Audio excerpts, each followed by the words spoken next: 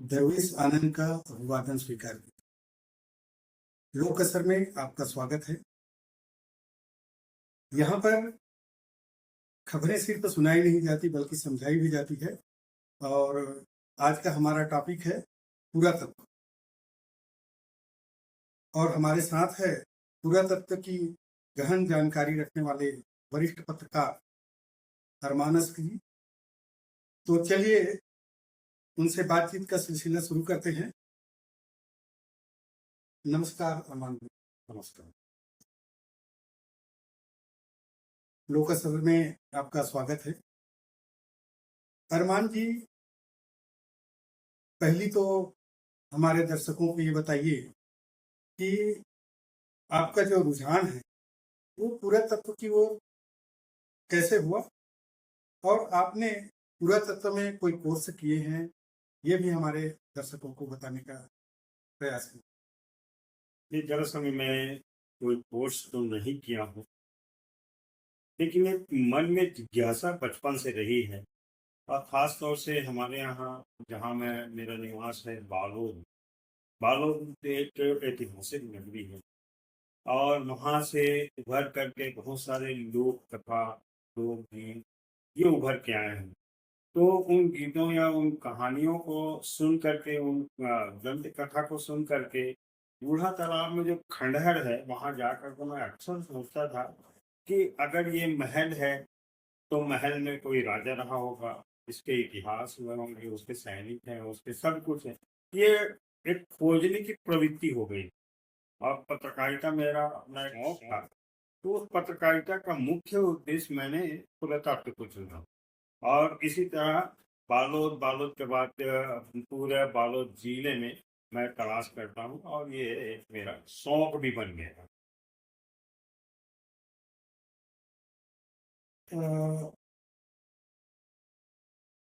आपके अनुभव में बालोद जिले में ऐसी कोई खुदाई हुई हो जो आपको यादगार लगता हो, ऐसे कोई स्थल? हाँ, मेरे एक रिकॉर्डिंग में मैंने करका फाट के बारे में सबसे पहले लिखा था।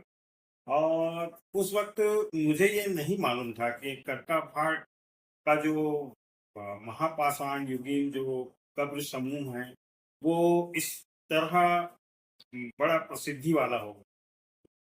मैंने तो उन कब्रों को देख करके, उस वक्त मैं देशबंधु में लिखता था, मैंने उन कब्रों को देख करके ये भी लिखा था कि ये बड़ी बड़ी कब्रें हैं, यहाँ से पत्थर चोरी हो रहा है, इसको शासन ध्यान रखे। और बहुत सारे कब्रों के बारे में मैंने जिज्ञासा स्वरूप लिखा। लगभग 10 किलोमीटर के एरिया में वो कब्रें हैं और हजारों कब्रें हैं। जब ऐसा लिखा तो ये मेरा लेख नागपुर के पुरातात्विक विभाग वालों ने देखा। और उसके बाद उन्होंने उसका एक सर्वेक्षण दल बना करके सर्वे करने के लिए यहाँ आए। और उन्होंने लगभग 20 साल पहले यहाँ सर्वे करने के लिए आए। और सर्वे करने के साथ साथ मुझे बुलाया गया वहाँ कि आपने ये लिखा था ऐसे ऐसे। और वो उसमें पूरा हिंदुस्तान भर के सर्वे करने वाले जो पुरातत्ववेत्ता हैं वो सारे लोग आए थे। अब मेरे ही सामने उन कब्रों का खोला गया, उनकी खुदाई हुई, बहुत महीन औजारों से उनकी खुदाई हुई और मैं सामने में था उनके। और वो लगभग उन्होंने बताया कि 8 से लेकर के 10 किस्म के कब्र हैं वहाँ, सामूहिक रूप से अलग कब्र हैं। ये इस तरीके से। और ये बड़े बड़े वीर योद्धा के कब्र हैं। इस तरीके से उसे महापाषाण युगीन कब्र ऐसा घोषित किया गया। और तब मुझे बहुत खुशी हुई और मेरी जिज्ञासा इस तरह और बढ़ गई। जी। अरमान जी, ये बताइए, पुरातत्व आम लोगों के जीवन के बारे में किस तरह उनको जानकारी देता है, क्या संदेश मिलता है उससे? बहुत अच्छी बात आपने बताई। ये बहुत मार्के की बात आपने कही है कि वास्तव में पुरातत्व तो हमें जीवन शैली, जैसे हमारा जो जीवन शैली है, हम जो वर्तमान में जी रहे हैं, ये जीवन हमारा नहीं है ना? भक्ति भाव में हम कैसे रहें, कला संस्कृति को कैसे महसूस करें। हाँ, बड़े बड़े राजा महाराजा जो पुरातात्विक पुरातन समय के रहे हैं, वो बड़े कला प्रेमी रहे हैं, है ना? उन्होंने उस वक्त पाषाणों में अपनी कलाकृति को निखार के रखे हैं, खुदाई करके रखे हैं, ताकि भविष्य में इसका अनुसरण लोग कर सकें। लेकिन आज हम उसको न तो पढ़ सकते हैं और न ही कुछ उसको समझ सकते हैं। बहुत सारे हमारे बालोद जिला में आज भी बहुत सारे शिलालेख हैं, बड़े-बड़े पुरातत्ववेत्ता उसको आज पढ़ भी नहीं सकते हैं। वो ऐसे ही शिलालेख और ऐसे मंदिरों के जितने भी या मूर्तियों की जो बातें हैं या पुरातात्विक अवशेष हैं, वो हमें जीने की नई तहज़ीब देते हैं। लेकिन उससे हम महरूम हैं आज। हमको ऐसी चीज़ों को बहुत ध्यान से परखना चाहिए, देखना चाहिए और उससे सबक लेना चाहिए। जी। अरमान जी, आपके कई लेखों में मुझे पढ़ने को मिला है और अक्सर देखा गया है कि जिले की पुरातात्विक जो धरोहर है, तो वो संरक्षण के अभाव में बर्बाद हो रही है। हुँ। तो उस पर आप क्या कहना चाहें? हाँ, ये बात सही बोले। जैसे मैंने अभी-अभी आपके सामने बात रखा है कि हमारे यहाँ बालोद जिले में एक वो है विश्व स्तर का पुरातात्विक धरोहर है, अवशेष है, महापाषाण युगीन कहते हैं, है ना? हमारे यहाँ 2 नदियाँ हैं, जो जीवनदायी नदी, जो दोनों नदी जीवनदायी नदी है, महानदी और शिवनाथ नदी। ये इन दोनों ही नदी के बीच में महापाषाण युगीन का मिलना एक अलग अलौकिक चीज़ है, देखिए। लेकिन हम इसका संरक्षण करने में बिल्कुल असहनीय हो गए हैं।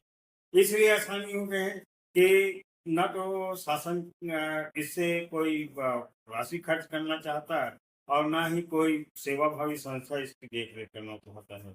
शासन को हमने कई बार लिखा है, पुरातात्विक जितने भी वो हैं, पुरातत्ववेत्ता लोग हैं, उनको हम बताए हैं कि भाई जब विश्व स्तर का या एशिया स्तर का ये आप कद्र समूह बताते हो, ये गुफाएँ हैं, ये शैलाश्रय हैं, इन सबको संरक्षित करना चाहिए। शासन उन पर कोई ध्यान नहीं देता, स्थानीय प्रशासन उन पर कोई महत्व नहीं करता। क्षेत्रीय जनता का क्या है, वो तो उन सब चीज़ों का महत्व नहीं समझते हैं, इसलिए उसको नुकसान भी पहुँचाते हैं। चाहिए अच्छा कि शासन उस पर ध्यान दे और उसको विश्व पर्यटन स्तर में लाए। अब जब विश्व पर्यटन स्थल में लाएँगे तो उनसे शासन को भी अर्निंग होगी और क्षेत्र के लोगों को रोजगार के अवसर भी मिलेंगे। तो पुरातत्व को सहेजने में सबसे बड़ी चुनौती क्या आ रही है? पुरातत्व अवशेषों को सहेजने में सबसे बड़ी समस्या ये आ रही है कि हमने अभी तक उनकी सच्चाई को जाना नहीं।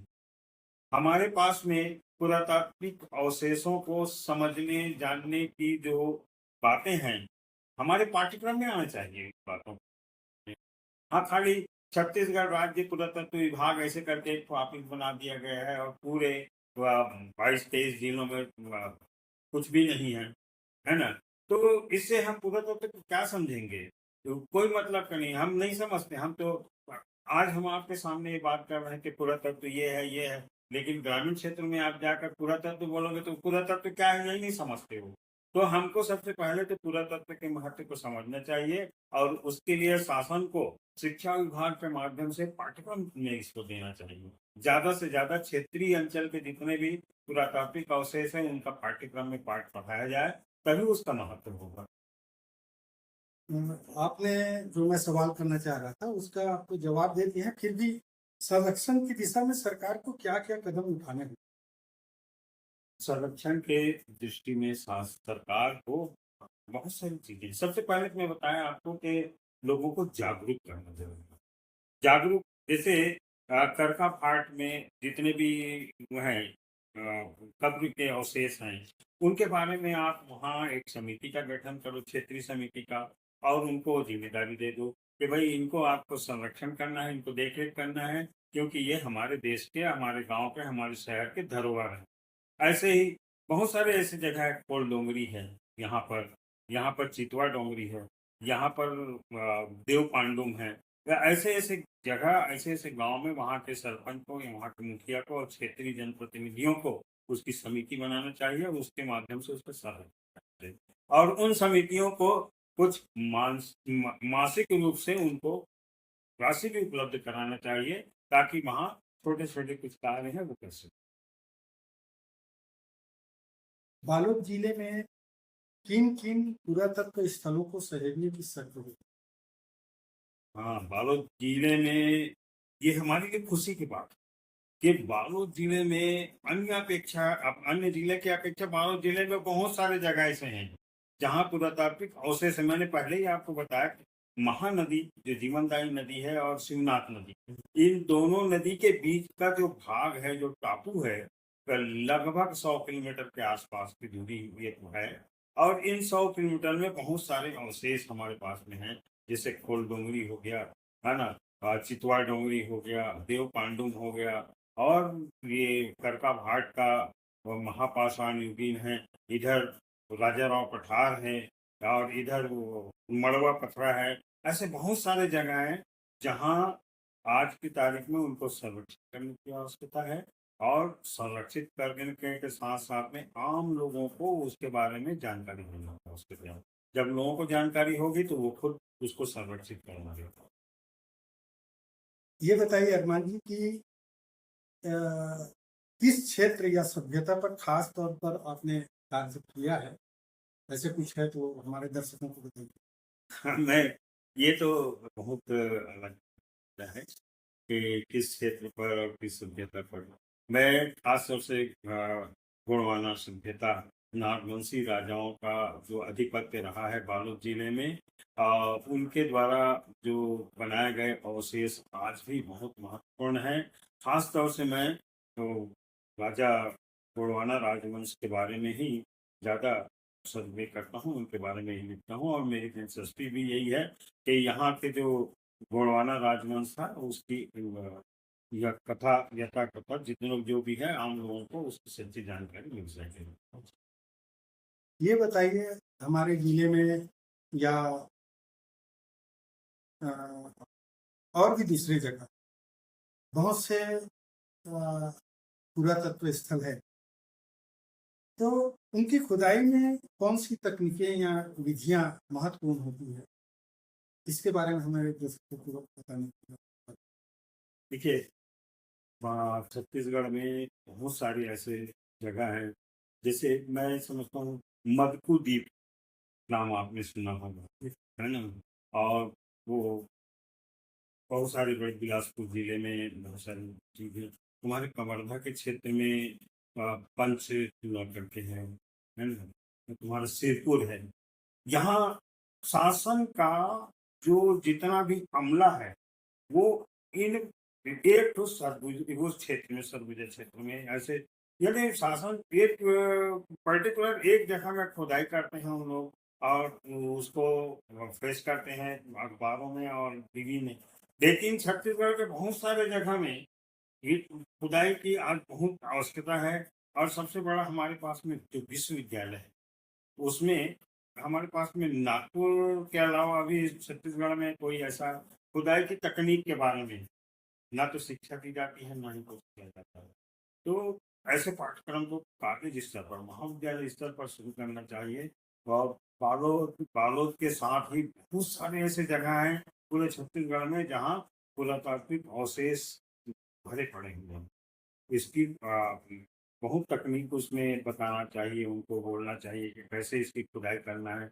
बहुत बारीक-बारीक उसके औज़ार होते हैं, फ़ोटोग्राफ़ी होती है, वीडियोग्राफ़ी होती है, तब उसकी खुदाई होती है। नहीं तो तुम इन सब चीज़ों को अगर छोड़ दोगे, कुछ नहीं करोगे, तो ये इन पाषाण मूर्तियों की चोरी और ये वो सब होता ही रहेगा, आप रोक नहीं सकेंगे। इसलिए ज़्यादा ज़रूरी है कि विश्वविद्यालय स्तर पर खोज का जो है, खुदाई का है, और खोज करने का तरीका है, इसको सीखा। एक प्रश्न मेरे दिमाग में आ रहा है, पुरातत्व को आज के युवा क्या अपना करियर बना सकते हैं, और इसमें क्या चुनौतियां हैं और कितने अवसर हैं? हाँ, बिल्कुल, बिल्कुल। आज के युवा वर्ग के लिए पुरातत्व का जो महत्व है और उसको उजागर करने की ज़िम्मेदारी भी तो इन्हीं युवाओं में है, और ये उनके रोज़गार के बहुत अच्छे साधन भी हो सकते हैं। हमारे क्षेत्र में, खास तौर से छत्तीसगढ़ में एक बड़ा भूभाग जंगल क्षेत्र से आच्छादित है। इन्हीं जंगलों, पहाड़ों में बहुत सारे आज बुद्ध के बहुत सारे ऐसे अवशेष आपको जंगलों में मिलेंगे। ज वहाँ अगर बुद्ध के मूर्तियों के बारे में उनको सहेज कर वहाँ रोजगार वो किया जाता है, पर्यटन स्थल बनाया जाता है, तो वहाँ बड़े अच्छे रोजगार के अवसर बन सकते हैं। मार्ग से जहाँ-जहाँ मार्ग नहीं होगा वहाँ मार्ग मिलेगा तो लोगों को रोजगार भी मिल सकता है। नवयुवकों के लिए आज की तारीख में एक बहुत बड़ा रोजगार के अवसर मिलता हो सकता है। तो इसमें कुछ चुनौतियाँ भी है। हाँ, चुनौतियाँ हैं। चुनौतियाँ इसलिए है कि शासन यदि इसको अपने अंडर में लेकर के खास तौर से मैं आपको बता रहा हूँ, ये एक वो लाइन खींच दिया गया है कि जहाँ-जहाँ पुरातात्विक अवशेष हैं, वहाँ से पुरातत्व विभाग वाला ही काम करेगा। ये शासन का जो लाइनअप है उसको खत्म करना चाहिए। समझे? कि सिर्फ़ पुरातत्व विभाग वाले ही उसकी देख-रेख करेंगे, निर्माण करेंगे और उसके सब कुछ करेंगे। ये बहुत बड़ी चुनौती है। हम चाहकर भी हमारे इंजीनियर हैं, हमारे कारीगर उस जगह में कोई भी काम नहीं कर सकते। चलो ठीक है, मूर्ति का के स्वरूप को हम बदल नहीं रहे हैं, उसको पेंटिंग या वो कुछ नहीं कर रहे हैं, वॉल पेंट नहीं कर रहे हैं, लेकिन कम से कम वहाँ जाने के लिए रास्ता तो बना सकते हैं। वहाँ एक परपोटा तो तैयार कर सकते हैं। ये शासन को चाहिए कि इस तरह की जो चुनौतियाँ हैं, इसको खत्म करें।